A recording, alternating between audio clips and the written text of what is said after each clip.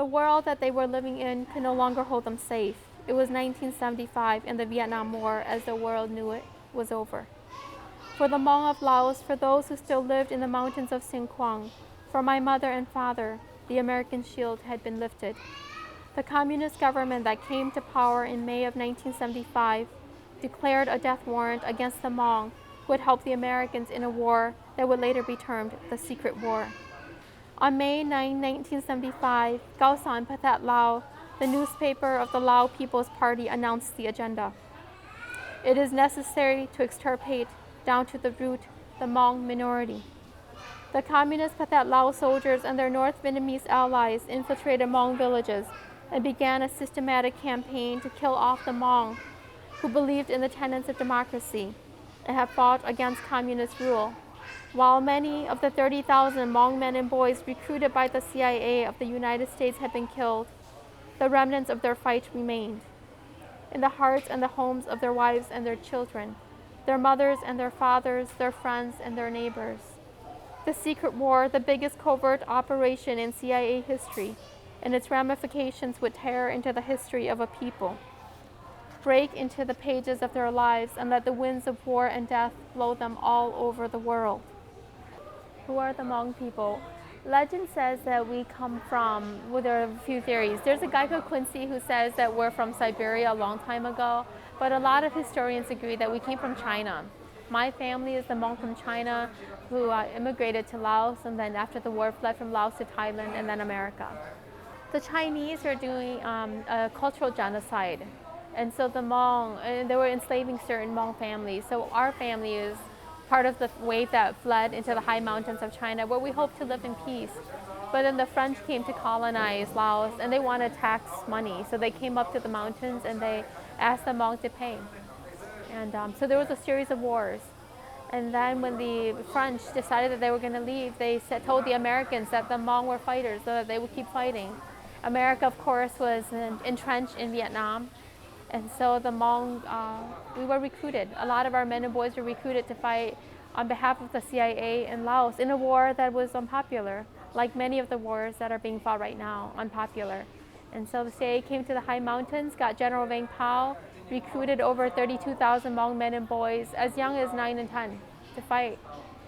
A third of the Hmong died in the war. Another third were slaughtered in its aftermath when the Americans left the country. And so my family, we are one of the hundreds of thousands left behind.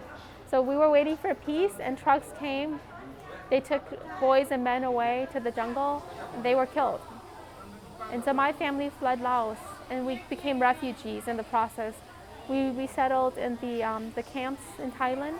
So I was born in Ban Vinai refugee camp, and I was 6 years old, and we came here as part of the biggest wave of Hmong to enter the U.S. Right, 1975, you hear the first Hmong people begin to enter the country. It was during the 80s, 85 to 87, where the biggest wave, which is what we are. We came in 1987, July 27, 1987, and we were the biggest wave of Hmong to enter the country.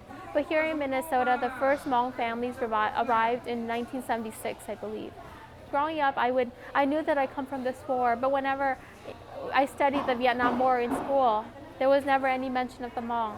No mention of my father, my uncles, my family. And so it took me a long time to find where we were in this bigger war that we were studying about. Because we weren't the Viet Congs, we weren't the Vietnamese, we certainly weren't the Americans. As a kid, I used to look for Hmong in the map of a bigger world. There's no Hmong land. The closest was Mongolia. Before I knew our history, people would say, "Where are you from?" And sometimes it was always easier to whisper Mongolia, because Hmong and Mongolia made sense.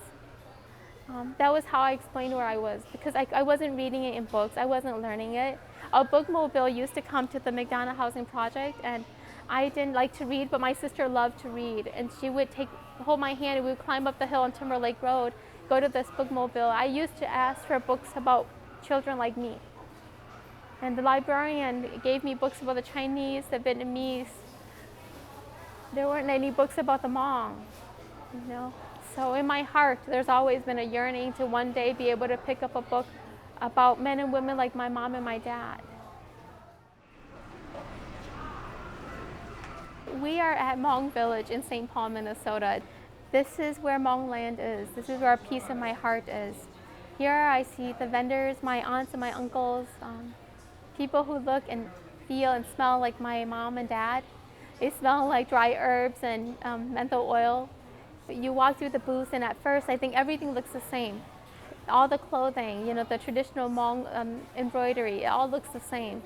Until you talk to the vendors, until you find out who made that particular outfit, who created that particular necklace. I think Hmong village is really, it's like a different country. I think that it's actually becoming one of the attractions in St. Paul, because there is no Hmong town. Hmong town in the way that there's a Chinatown or a Koreatown or whatnot. When people come here to St. Paul, more and more people are telling them you should go visit Hmong village, Hmong town. I notice that every time I come there there's more and more diversity here. Some of the vendors are not Hmong here. Some of the vendors at Hmong town are not Hmong. They cater to the Hmong, I think, the Hmong population, they think. But right now, because of the influx of refugees, there's a lot of Karen refugees coming through because the food is very similar, the culture is very similar. There's more and more East Africans because they don't shy from the spicy as well. And so the place is growing increasingly diverse. I entered Uncle Ang's house and I wiped my feet on the rug.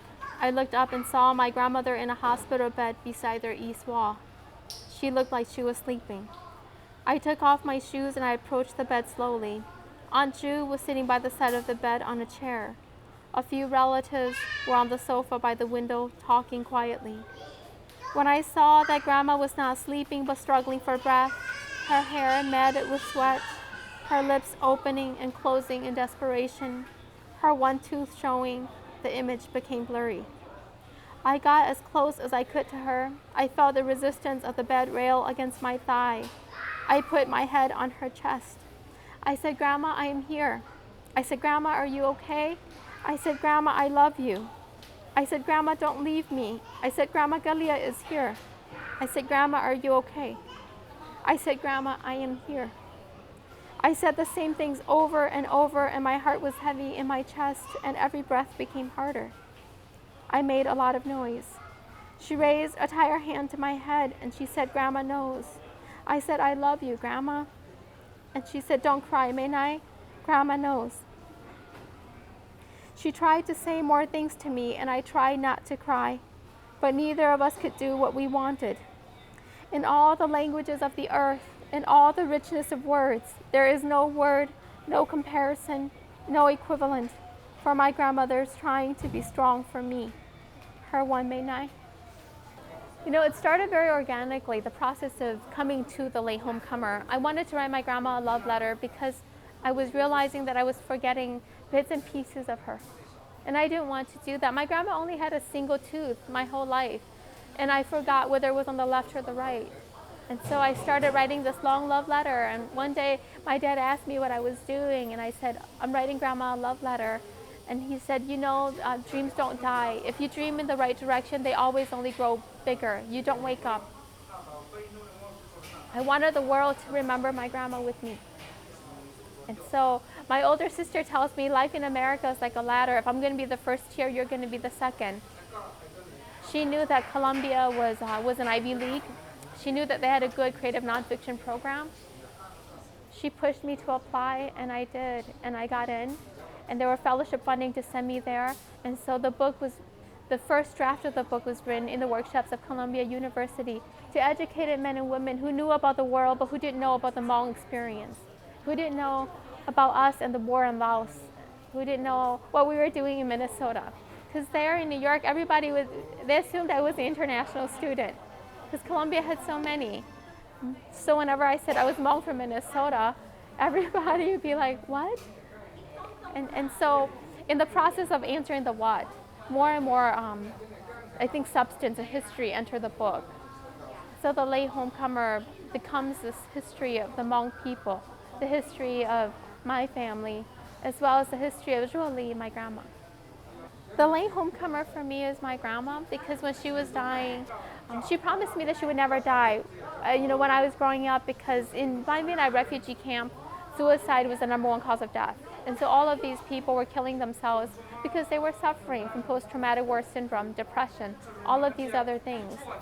And I used to cry for the adults around my life to live forever. And so Grandma promised me she would never die. But when she fell in Brooklyn Center, Minnesota, in 2003, I went to her and I asked her to get up. She looked at me and she said, "Minna, I am not getting up again." She said, "You have to understand that before you, there were people who loved me. I had a mom and a dad and brothers and sisters and your grandpa too. And somewhere in the Hmong mountain of my heart, I'm going to go back to the house of my youth and everybody will be there. Dinner will be ready. And they will say, 'Where have you been? Why are you so late in coming home?'" So Grandma said she was going to go home. So for me, this is the story of the late homecomer. Since the publication of the book, I know that for me, because the Hmong didn't have a written language until the 1950s, it is also a late homecoming to the page, to put the Hmong story on the bookshelves of a bigger world. It's taken us a long time. So I too am the late homecomer. And then the more I speak, the more I travel, the more I realize that us Americans, we are only beginning to come home to each other. Wherever I go, people start asking me, "Where are you from?" And the right answer isn't that I'm from America, it's that I'm Hmong. People are still only beginning to realize that I belong to them and that I belong to this country and that I too am American. So it becomes this bigger thing. I think my dad is right. The dream is getting bigger. The book is getting bigger. I'm not waking up. And I'm not afraid that the dream will die or that the late homecoming, that it will be too late, that it won't happen. Not afraid. The Late Homecomer took 4 years to write and then a year to go through publishing, so 5 years, which I understand is the average for a book in this country. What was the toughest part of that? For me, the toughest part of writing the book was finding an end. I began writing about my grandma's death, which eventually would become the end of the book first. And so how do you put an end to a book, a life that doesn't end? How do you find an artificial end? When I was younger, I used to write all these stories about a girl who would have brown eyes and black hair, and she would want a job to help her mom and dad pay the bills, but she was too young to get a job, and so she would watch them suffer, and in the end, she inherently died, and then I could say the end. I just killed all my narrators, and that was the ending. Finding an end for this book is hard. But understanding that a book, especially a nonfiction book, has a back cover, and there's a photo of the author, it helps me. The book can end, but my life doesn't. It's one piece of a big life, one episode of this bigger human experience. But that part was hard. Accepting the ending of a book, I think, was challenging for me on many levels. So I came home from New York City after my MFA degree to finish the book here. And in New York, there are all of these agents from these big literary houses, who knew my professors, who heard me read in certain places, and so they were courting me. They would offer me drinks and give me lots of free books, and I thought that was a great way to live, but I wanted to come back and finish the book here. And I thought that I could write back to these same literary houses and that they would want to look at the book.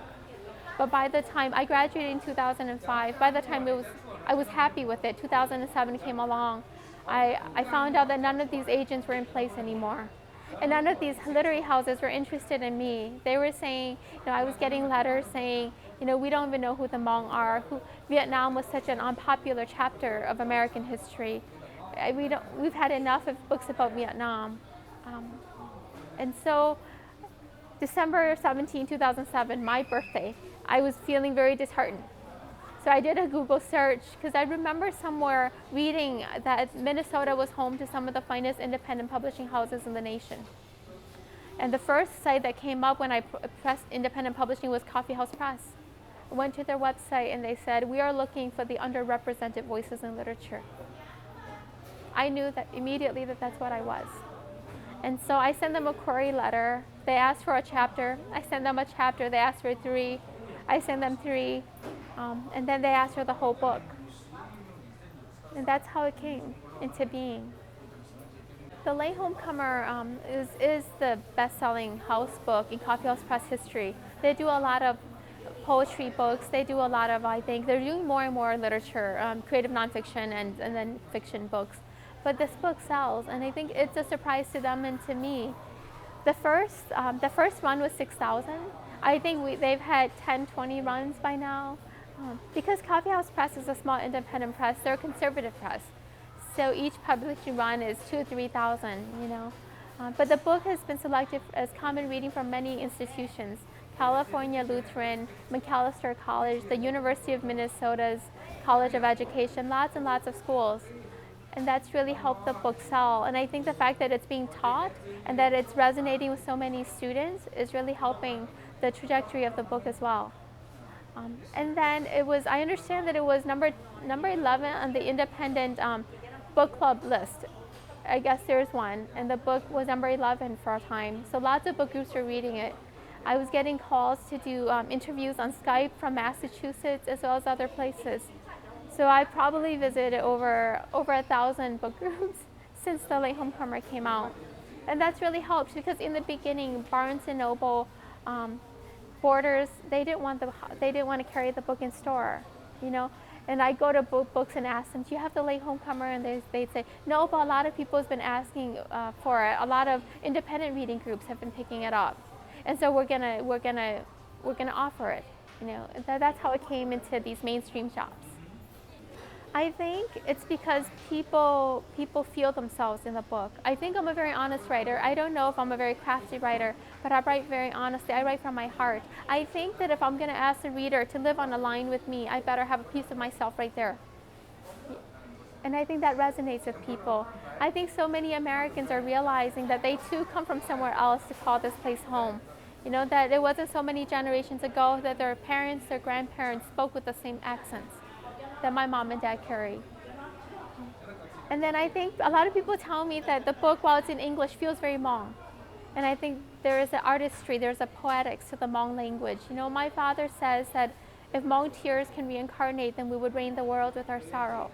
But they cannot, so they can only green the mountains of Kumbia.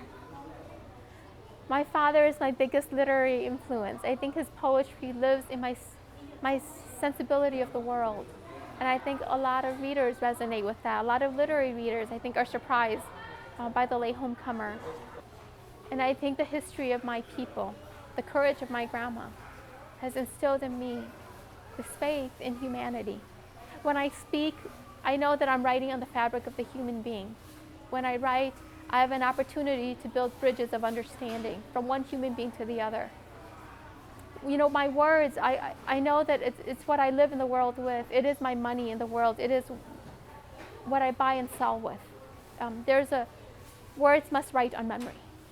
The currency of language speaks. You know, and I have to say that since the book came out, a lot of Minnesotans have said welcome home. They've said welcome to my mom and dad, to my aunts and my uncles when we go to readings. We belong to each other. And here, there are a lot of people who I belong to, and a lot of people who belong to me. My teachers, you know, a writer doesn't just come forth from a family. He emerges from a community. This is the community that taught me that I can be a writer in this world.